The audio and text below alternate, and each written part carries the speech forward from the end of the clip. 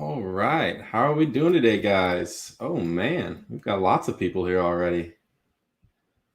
Man, it's a party in here. Right. Well, welcome, guys. Thank you for coming. My name is Zach. I am the Southeast Ambassador for the Scotch Malt Whiskey Society. I also happen to be your Members Relations Manager, so most of you have probably heard from me or at least seen my name before. And today we are going to be going over our Tastemaker bundle. If some of you guys have it, it was part of our June Outturn release. And we've got 4 different casks here that we're going to be drinking through, all with secondary maturations. I see, wow. Hello, everybody. How are we doing, Steve? We got Let's Drink Whiskey. See our Jensen's back. You know, he was with Jenna yesterday. We've got Steve. George, how are we doing in Portland? Scotty's in Australia. Man, that's a far travels here. How are we doing today, guys? But so back to the whiskey. Like I said, we're going to be going through some second maturation casks today, focusing a lot on different spirits, wines, things that usually bring flavors to a whiskey that you're not going to normally typically see in a bourbon cask. I know that it was sold in a bundle. I believe some of these are still available. So after this, I know you guys can go ahead and take a look if you're a member. If you're not a member, feel free to sign up. I see Steve's ready to go with all 4 poured. However, we go one at a time. Kind of going over each one, a little bit about the whiskey. If you guys want to taste along, we'll also be talking about the cask types and the effects that they had on the whiskey, or you can typically find in that. But I mean, we might as well just get started, see where we go. So first, I'm going to go with cask 112.51. It's called Funky Irie Feeling. And in here, we've got a 15-year-old. It was originally aged in the ex-bourbon barrel, which it was then moved to the refill Jamaican rum barrel. All right. And I go ahead and put that right down there. So right off the bat, you don't see too many whiskeys aged in rum barrels, but it's something that's getting really exciting nowadays. I think single cask rum in general is just becoming an exciting spirit to explore. A lot more people are trying them and finding out that they're a lot different than your typical store-bought rums. So the flavors that you get from these casks when you put them in with whiskey are really going to go along the lines of a typical single cask rum. A lot of times, especially Jamaican rum, you're going to find a funk similar to like I'd say Campbelltown funk, but more of an island kind of thing. Usually bananas, tropical fruits. You're going to get a lot of these guys. You're going to get some rubber, some smoke maybe, and then a big bump of molasses. So that's just something that I would typically find in a Jamaican rum barrel in general. We've got some more people here. See Jeff, how you doing, Jeff? Will, how you doing, Will? Tom R is back. Thanks for coming out again, Tom. So if you want, we can go ahead and start tasting, or at least smelling. Like I was saying before, that I always get big banana on these rums, so it's something that is easy for me to pick out. I very much enjoy it. Which is really funny to me, being that this is a refill barrel. It's something that's been used multiple times already, at least 3 other times with whiskey after the rum itself. But I'm still seeing a lot of the effects of the rum in the whiskey itself. What do we've got here tasting notes wise? I don't want to bore you guys with my own, so I'll read these first. I don't know if anybody here knows, playing off of the Jamaican rum cask itself, Funky Irie Feeling. Irie, I believe, is a Jamaican term for, all's good, what's up. And it goes, everything's going to be all right. Notes of jerk chicken, as well as plum, halloumi, and red onion kebab, and it was previously in an ex-bourbon barrel. So they're very brief notes on the bottle, but that's something that I wouldn't normally put plums and jerk chicken together, but here we are. I'm definitely getting like a sweet molasses kind of thing here. I see Will says, how can you get some of this? If you are not a member of the Scotch Malt Whiskey Society, it is a members club, or all of our whiskey is available to members only. Everything being single cask, it is very limited. If you would like to purchase it, you do sign up. If you go to smwsa.com, you can sign up to be a member and purchase the whiskey from there. We do these tastings. Yesterday, Jenna did one with a bundle. Tomorrow, Ben in the chat is going to be doing one on peat. So we always like to have some fun with our tastings and include everybody in them. And then the ones like this we do where we get to taste along and kind of taste with us. I'm almost getting an interesting smoky rubber kind of thing here.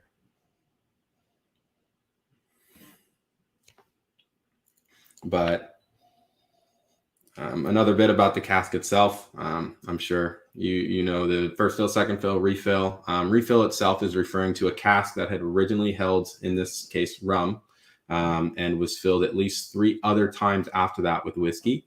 And then this is that. It can be anything after 3. It can be 3, 5, 7, 10. It is just a word that they use to describe any of those numbers.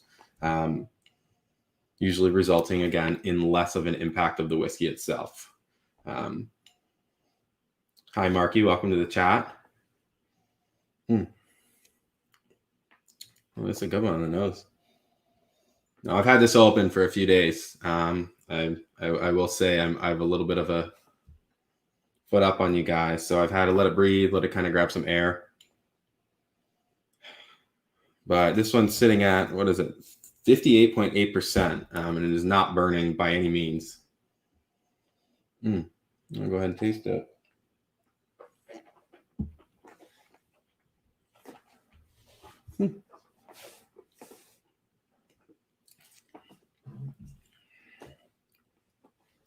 It's a lot hotter on the palate.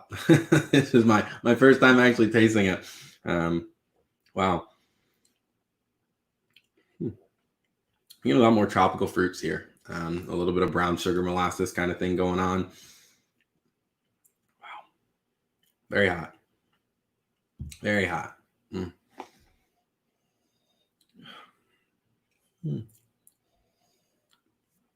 Let's Drink Whiskey said, he's needed a dram today. I'm with you there. So cheers to that.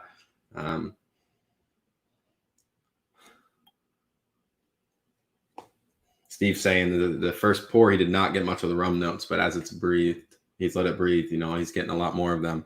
I think I can attest to that. I definitely smelled it. I opened it, smelled it just to see what it's like. And it didn't hit me right in the face at first, but it's definitely a lot more prominent now. So I'm definitely with you there, Steve. Man, I'm getting like a lot of maybe like mango. Say jerk chicken. I'm not getting too much of that, but you know, we all have different palates. So let's give us another taste. Actually, let's add some water here, see what we can do with that. I'm not gonna add too much. Use my nifty dropper here, my straw. See how this goes. Wow. That really smoothed it out here. Getting actually more papaya. I'm not getting much banana at all. Kind of lost the molasses. It's a lot fruitier, a lot, think of like zest.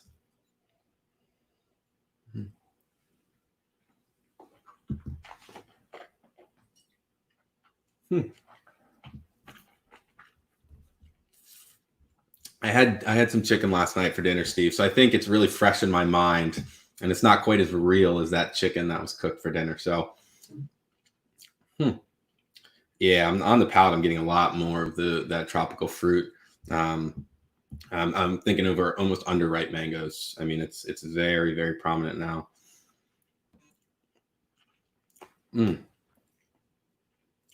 was very interesting. I can't say. I think that's the first. I think, rum cask I've tried from us outside of the single cask rums, and I'm not disappointed at all. Let's move on. So we can, one more time, if you guys want to take a look at it, it's right on the screen. but with our new labels. It is part of the sweet, fruity, mellow profile. It is in the Highlands. It is Highlands Southern, I believe, if we're being specific. It's 15-year-old, cask 112.51, and it comes in at 58.8%. So on we go. Let's see what comes next here.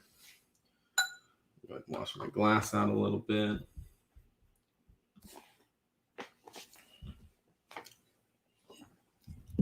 And next up, now we'll go ahead and post these in the chat for you guys as well, so you can take a look at them as we go.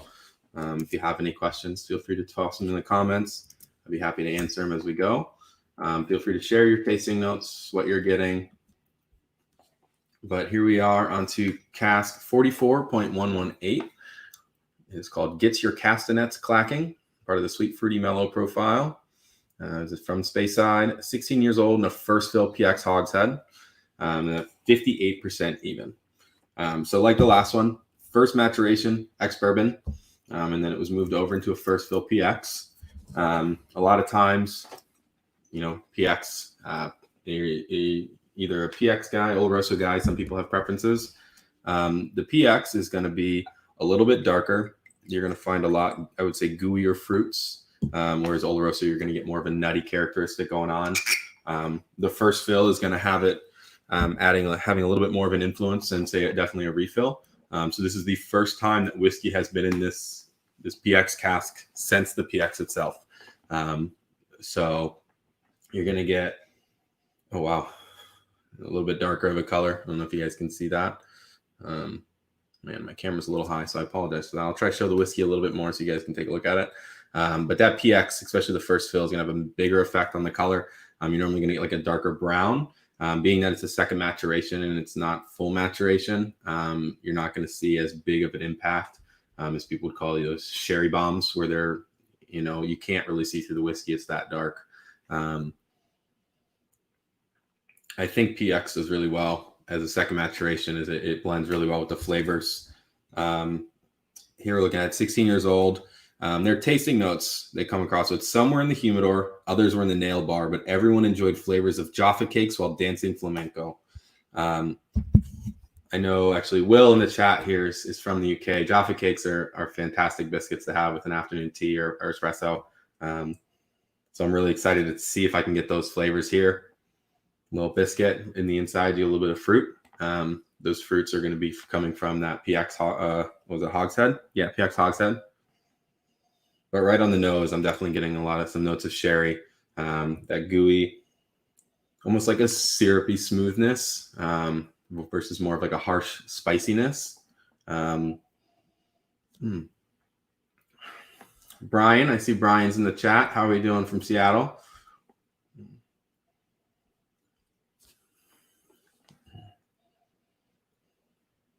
I'm definitely getting the Jaffa cakes. And now I'm talking about it. Now I want them. Wonder how they'd go with a glass of whiskey. Interesting. Let's see here.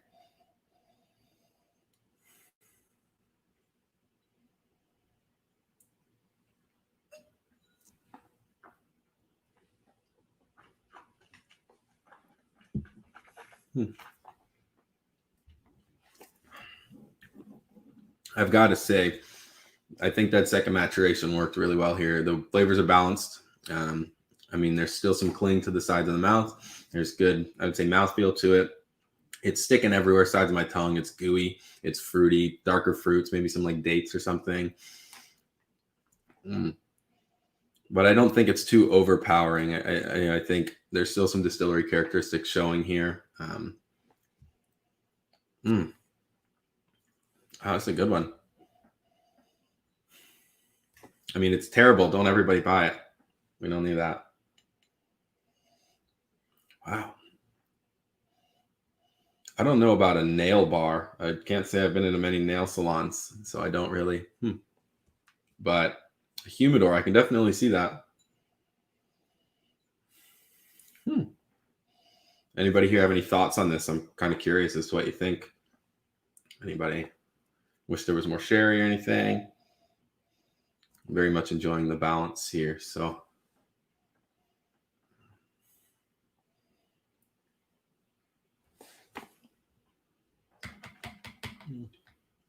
Add a little bit of water in here.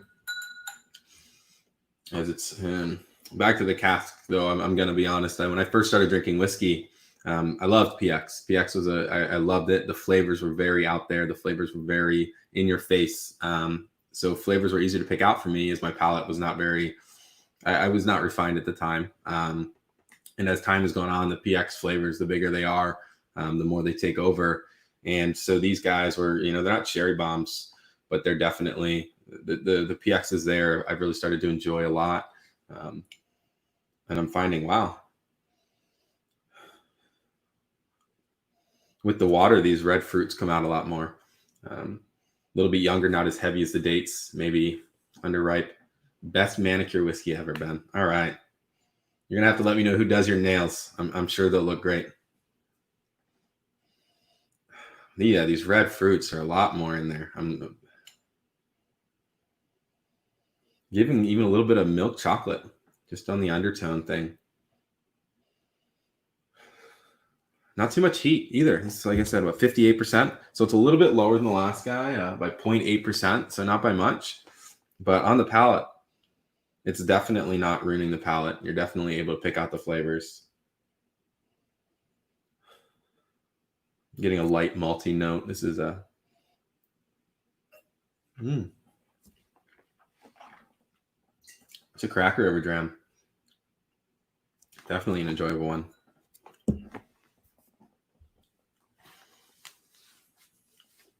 Steve went on to definitely say, there's enough PX here to make a difference, but he loves those sherry bombs. So if you ever come across one, we have green bottles here. So you can't really see the color of the whiskey. Some of these sherry bombs are clear bottles and they're still this dark. It's absolutely fascinating to see how much. Some of them, actually Ben and I, we shared a dram of I remember if it was like a 26-year-old's heavily sherried whiskey. And we finished the dram, and the glass itself had a residue of sherry. There's just like dark brown lines still coating the glass, and it was just unbelievable.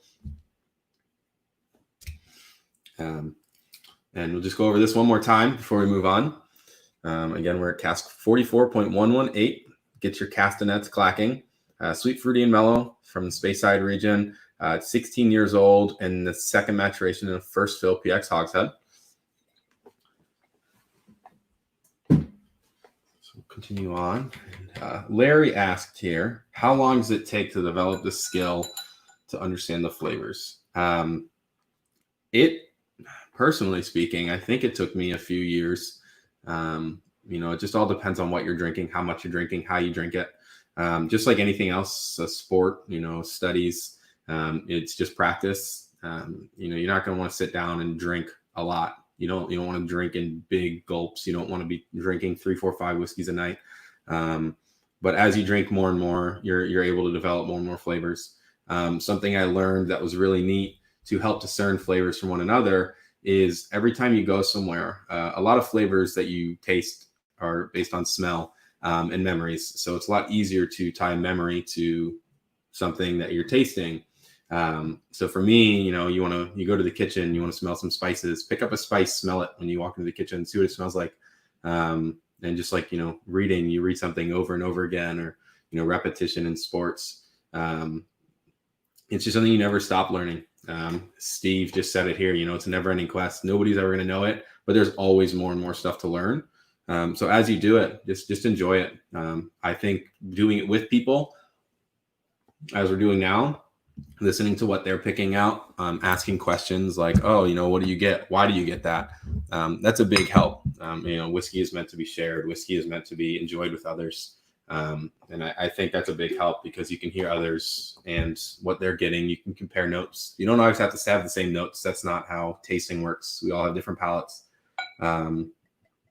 But it's one of those things that I think as you do it more and more, you're going to enjoy it with other people more than you would sitting at home alone. And at the end of the day, it's you're just having a drink. And, don't think too much about it. But, all right. So moving on to cask 3 of 4. We're going to go ahead and move in a little bit different of a direction. in cask 44.126. It is called Garden Bonfire Dram. And kind of a neat play on words, if you ask me, once we go over it a little bit. Cask 44.126, coming in a spicy and sweet category from Speyside. It's 13 years old, in a new European oak puncheon and heavy toast medium char, coming at 57.1%. Something you might notice here, it's a little bit different, actually. If you can see, is this initial cask is actually an ex-Oloroso butt. So this isn't going to be your typical bourbon, ex-bourbon hogshead or anything. You're already going to be aging in something that's going to give it color, flavor, things that you're not used to seeing in a bourbon cask. So right off the bat, you take a look there. It's a pretty dark whiskey. We can all see it. Actually, let me pour some more here. It's hard to see. But like I was speaking of before, I believe your Oloroso versus your PX is going to give a little bit more of nice, nutty, spicy flavors to the sweet, syrupy flavors of a PX cask. And then moving to your new oak, it's just meaning that it has not been used before. It's not something that's used too often in Scotch because the flavors are a lot different. Like Jenna mentioned it yesterday, you get a bourbon hogshead or something like that. It's already been used to age bourbon. It's not freshly charred. The new oak, this is the first time that something's been in it. The heavy toast medium char just refers to how much they toasted the barrel itself. Charring refers to literally charring the inside of the barrel. So when they're done and they blow the fire out from charring it, it looks like a bonfire. It looks like a campfire. Very black wood, kind of like peeling off the edges. What this does, though, is it caramelizes all the sugars in the oak itself. So when the whiskey is aging, it is able to soak up those sugars, which leaves for sweeter flavors, caramels, honeys, things like that. They're just leaching into the whiskey itself as it ages. Toasting in itself is just a little bit more gentle of a treatment on the whiskey, or on the barrel. I apologize. Instead of going black like you'd see in a char, it's going to be a little more dark brown. You're going to get more vanilla, a little bit spicier flavors, not as heavy, not as sweet. And it's usually a little bit, say, sharper or a little bit more of a bite on the palate because those sugars have not caramelized to soak into the whiskey. And then here, it's just saying, the heavy toast medium char is it's kind of on the line of, was it toasted? Was it charred? It's just kind of right in between there. But in terms of flavors here, on the bottle, we're going to read a well-aged concoction, nuances of banana coconut fritters, and a hot drink before a garden bonfire. Okay. Not really sure what that hot drink is. Is it tea? Is it coffee? Off the bat, I'm getting purple flowers. There's definitely the nuttiness in it. God. Almost like a sweet pecan, or I'm just getting like orange bitters, kind of. Wow. I think they're the two casks I've never in my life had an Oloroso into a HTMC New Oak puncheon ever. So this is very new, but I think they're playing off each other, like dancing on the nose. Anybody else have some thoughts here? I'd love to hear those. 57.1%. It looks like this is the lightest of the night so far.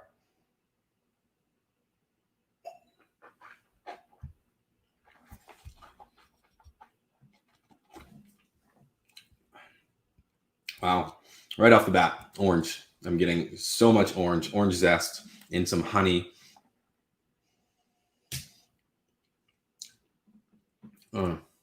Let's Drink Whiskies bringing back the tasting of colors. I love it.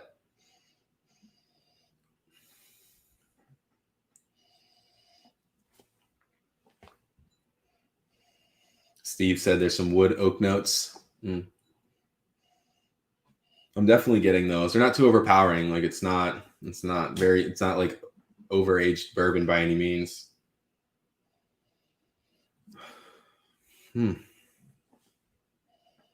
Very interesting. I'm Man.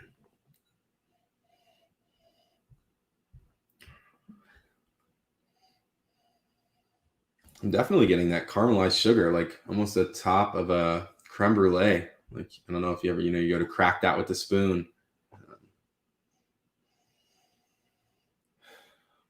Let's see.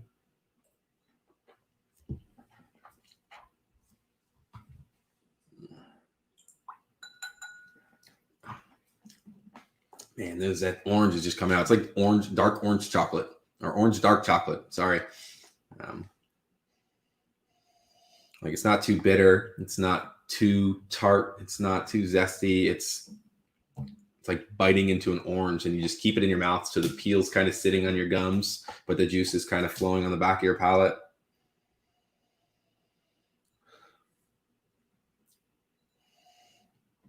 It's a little hot, I think, on the mid palate without any water. Nothing too crazy, but I think the spice is playing to your, to the other flavors.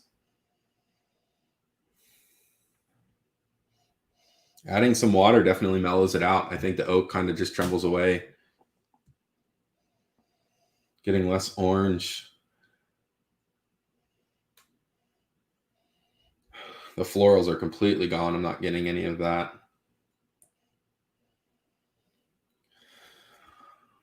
Almost getting like a biscuity maltiness. Biscuit-y maltiness.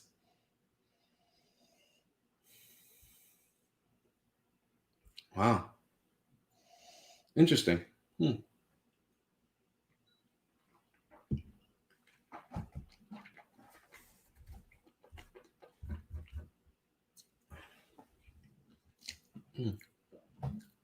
think the water actually brings the heat out a lot more. And spice all along the back ends of my tongue, going down into the finish. There's a lot of vanilla here, and there's definitely more oak on the palate than there was on the nose at all, especially without the water, actually. Getting like heavy, like cashews on the back. Sticking to my palate a lot more. A lot more nuttiness on the nose now. Wow. It's a very different pour from neat to with water. This is an interesting one. I think right off the bat, though, going from an Oloroso cask to a heavy toast, medium char, unused barrel is just different. I think it just shows the creativity of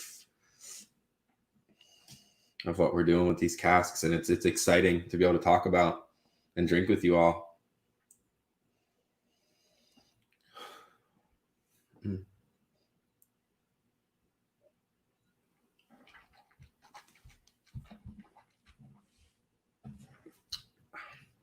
Will asked, what's my favorite whiskey to drink? Wow. Sorry, Will. I think the flavors, that second drink, I think once the water kind of got in, it's starting to open up a little bit more. A little bit less harsh of a nuttiness. What is that? Interesting. It's like cherry almost. I don't know what it wants to be. But Will ask, what's my favorite whiskey to drink? It really depends on the weather. Ben can attest, in Chicago, the cold winters, a heavily sherried whiskey, fantastic. The warmth of peat, awesome. Hot weather, more of a lighter, fruitier, not too heavy on like wine influence or sherry influence. But it all, it just depends on your mood, It's kind of like beer. Do you want a lager? Do you want a stout? Same with food. Like, do you want some seafood? Do you want a burger? My palate works the same way. It's just one of those things. So he said, let's drink whiskey. He said his favorite right now is Top Notes of Cafefe. It's a pretty good one, actually.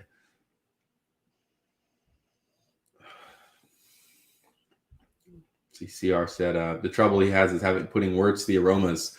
That takes a long time. When I first started, I was in wine, and I had the biggest struggles putting anything. I knew what it tasted like, but I just couldn't put it into words. They have flavor wheels out there that really help with that. It helps you kind of break down, does it taste like wood? What kind of wood does it taste like? Does it taste like spice? Does it, what kind of spices? Does it taste like fruit? Is it red? Is it black? Is it blue? florals. Is it a white floral? Is it a purple floral? If you smell flowers, you'll kind of understand there's a thing. It's hard to put into words, but there's a thing, and you kind of just you bring back your memories. It's about the best way I can put it.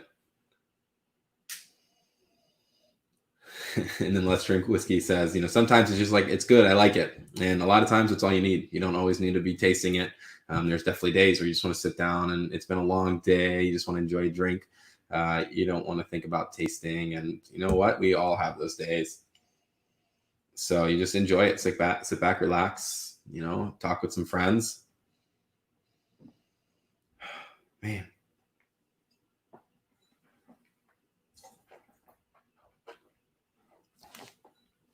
That was a very interesting pour, I've got to say. I have not yet come across something like that. Like I said, banana coconut fritters. I guess I can see the coconut, the little bit of sweetness, that texture going on. I would say maybe some like sauteed bananas, pureed bananas, maybe. I'm not. But one more time, just so everybody can take a look at the label.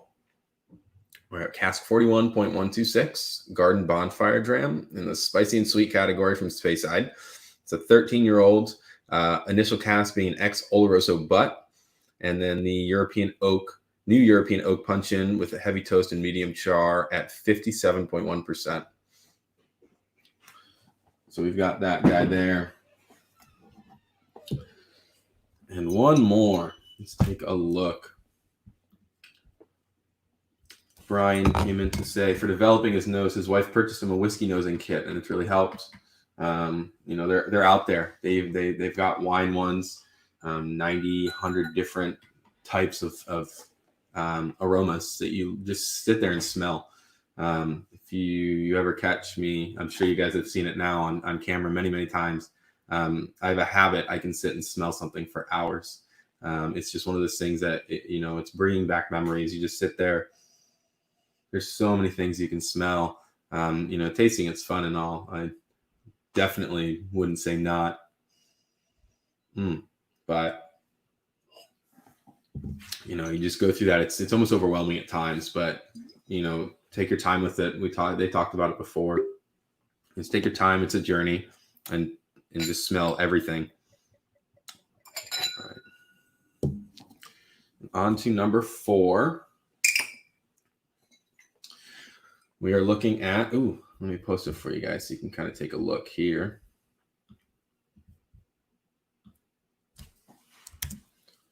All right. Looking at cask 95.33. It's called Full-bodied with a tannic grip. It is in the spicy and sweet category. If it wants to leave my face, as we all want to see the bottle, not me. All right, there we go, maybe. Spicy and sweet from Speyside at 13 years old. In a second fill charred red wine barrique. And again, back to the first initial cask was an ex-bourbon hogshead. We are looking at tasting notes of aromas of steaming venison casserole, followed by concentrated black currant squash with water diluted like a dry gummy candy strawberry kiss. If anybody could explain what that is, please let me know. But let's see how this works. And Let's Drink Whiskey definitely caught me drinking the water. There's residue of whiskey, which is why I put water in there. So it was definitely, let's call it diluted water.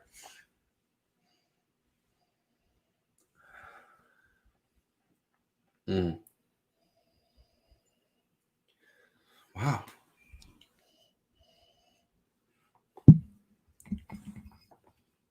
Interesting. I'm getting a lot of the black fruits.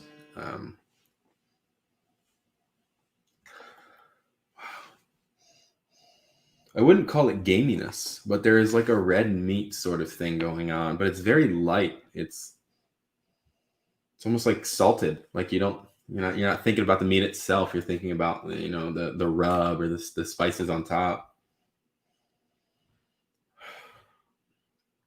I see Drew has my back. He's caught himself smelling water on camera many times. So thank you, Drew. I appreciate that. Man.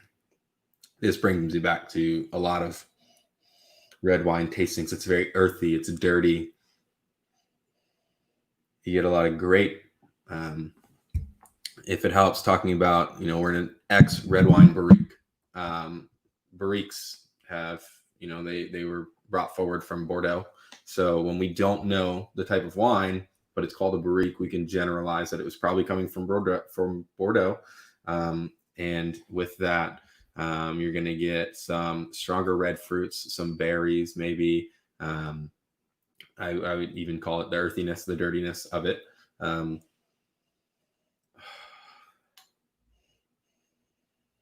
I'm getting a lot of that. I'm getting a lot of like bushel fruits, blueberries, blackberries, the grapes themselves.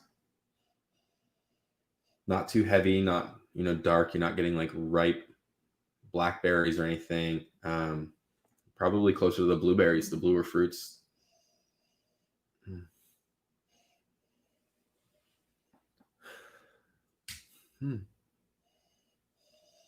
Like a less tart version, maybe some like boiled or baked raspberries, red raspberries.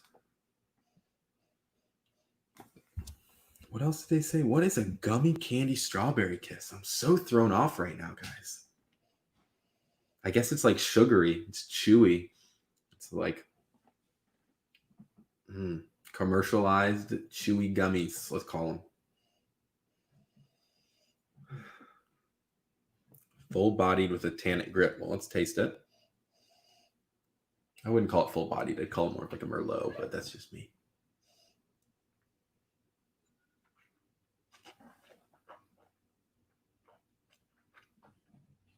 A little bit lighter than the last two.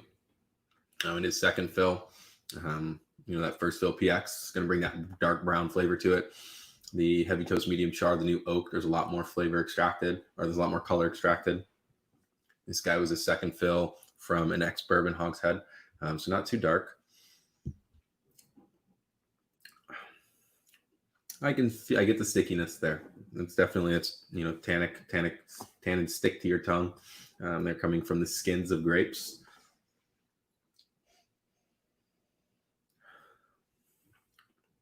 Getting a little greenery in here too. Grass, bushes, things like that. Another fun fact, coming from a barrique, the barrique itself is a little bit better or bigger. Sorry, not better, but bigger than a barrel.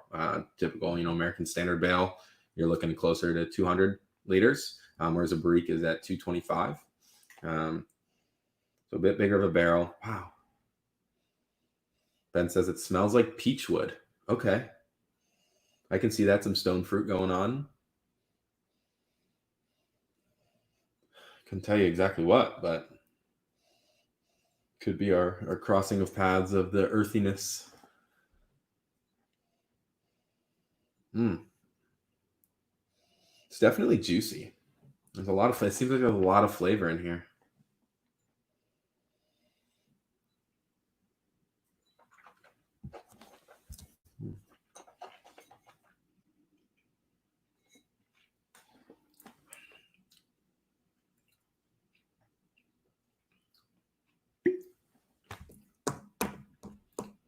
Hmm. 58.1%. It's not too hot.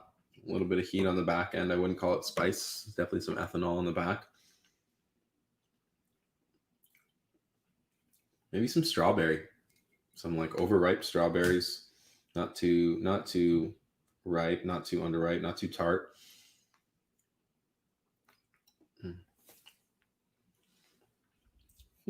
Interesting. Let me pour a little bit more in here so we can add some water onto it.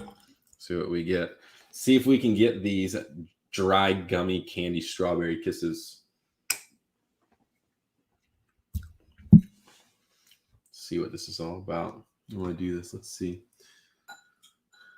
C.R. Jensen asks, he missed on the June Outturn. When are the Outturns usually announced? So every month, typically the first Tuesday of the month is our initial Outturn. You're going to get the large majority of the casks. The last few months, we've set records each month with the amount of casks we've released. So that's where you're going to get the bulk of it, is the first Tuesday of every month. I believe July is the 7th. Don't quote me on the exact date. As we all know, we're stuck inside all the time, and I don't know what a calendar looks like anymore. Let's see. Yes, July 7th. After that, you're looking at the third Tuesday of the month, typically. So July, that would be the 21st. And that one is going to be a little bit smaller of a release, but it is all, more or less still usually 5 to 6 casks that we release. I think we added a few to bring it up to like 8 last month or this month. And then scattered throughout, we might have some single cask spirits releases, some vaults releases, things that are just like one-off bottlings. Sometimes we'll have special releases. Like last year, we had the 4th of July release. So there's plenty of opportunities. I believe we just came out with one yesterday. We had an Armagnac and a rum release. So things like that you'll catch throughout the month. Larry asks, how do you transition from drinking too much whiskey to being able to taste and enjoy the flavors? One of the biggest things I can talk about there is when you sip the whiskey is be very cognizant of how big your sips are. The bigger the sip, the more alcohol you get and the less flavor. The smaller the sips, you're going to be able to taste a lot more flavor, getting a lot less alcohol burn. When I started doing that, I realized very quickly that I was not tasting nearly as much alcohol, and I was able to try and enjoy the flavors. Drew also mentioned slowing down and thinking about it. That's a very good way to put it. Ben likes to say he's going to lock himself in a room and not think about anything else. It's a great way to put it. You're focusing. It's like studying. You're not going to think about too much. You want to study what's in front of you. And whiskey is the exact same thing as a book in our terms. You want to study it. You want to know about it. You want to put all of your mind power and your resources to it. So that's probably what I could, the best thing I could say. And then Let's Drink Whiskey also brought up. We have been doing Outturn release videos the day before our Outturns, where we going over some of the casks that will be released. We taste through them, but we are also talking about some of the other whiskeys that we're releasing as well. I don't think Ben, Jenna, or myself have the mental capacity to taste through, say, 25 whiskeys at noon or at 5 and then continue to function. So we'll see if we can practice that, but I don't know that's really a realistic possibility. But we still like to have fun. We'll answer all the questions. We go over pricing, the Outturn numbers. So like this one, there was 281 bottles total. We might have had anywhere from 60 to 90. And then Let's Drink Whiskey also said 1 o'clock. So 1 o'clock Eastern time is the time that we release everything, no matter what it is. You can do it over the phone, order it online, whatever it may be. So back to the whiskey though, with the water, I'm definitely getting some like caramelized sugars, a little burnt. I'm getting more of a cherry than I am, what did they say, strawberry? Yeah, they said strawberry. I don't know what a strawberry kiss is. I know what a kiss is. I know what a strawberry is. I don't know what they mean together.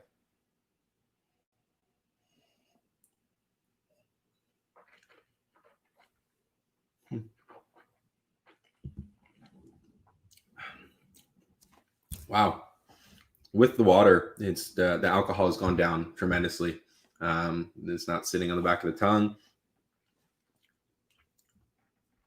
The flavors are a lot more palatable. They're a lot more noticeable. I get the gumminess now. It's chewy. It's not sticking as much. The tannic structure kind of falls apart.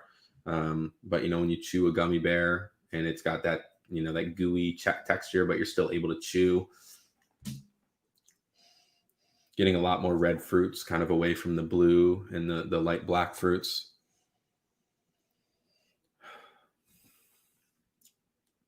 I think this is playing very well. I've got to say I'm a sucker for wine casks, so I very much enjoy them, but I think this is very well integrated. It's not overtaking it. You're not getting too much of the wine itself.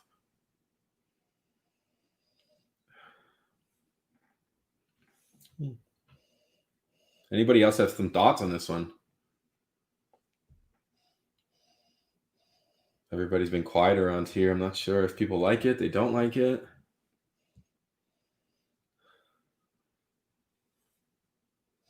Tom says it's probably a strange candy that Amazon sells. That's fair. It's a fair assumption.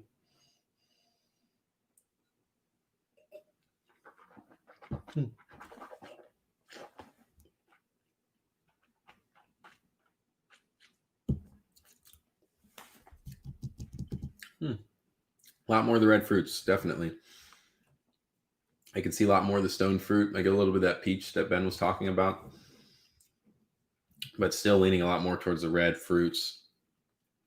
You know, think of like a strawberry. Like I said, the greenery is definitely still there. Think about the strawberry with the little leaves still on top. If that makes sense to anybody. I smell all the things I eat before I eat them, just like I drink. Heat's back. I'll say once the water has kind of settled, the heat comes back a little bit. Tannic stick comes back.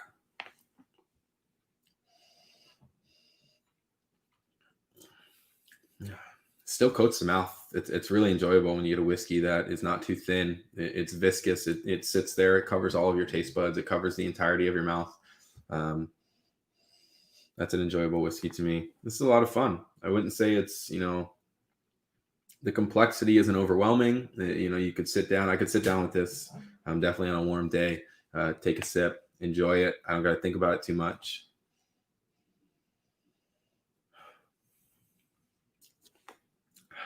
Well, not a bad way to end this. So one more time, you know, before everybody heads out, we've got this one, Cask 95.33. It's called Full-bodied with a tannic grip. It is spicy and sweet from Speyside with 13-year-olds in a second fill charred red wine barrique at 58.1%. And that is the conclusion of our Tastemaker bundle. Hopefully you guys enjoyed it. Again, feel free to chat, join into the conversation, share your thoughts, man. But tomorrow we'll have Ben on again. Ben is going to be doing our smoker bundle, I believe is what we have called it. Tons of peak going on. Hopefully some of you guys are able to join. Hopefully some of you were able to pick it up. But otherwise, thank you guys for coming out. Thanks for joining along. And I look forward to seeing you guys next time. So cheers.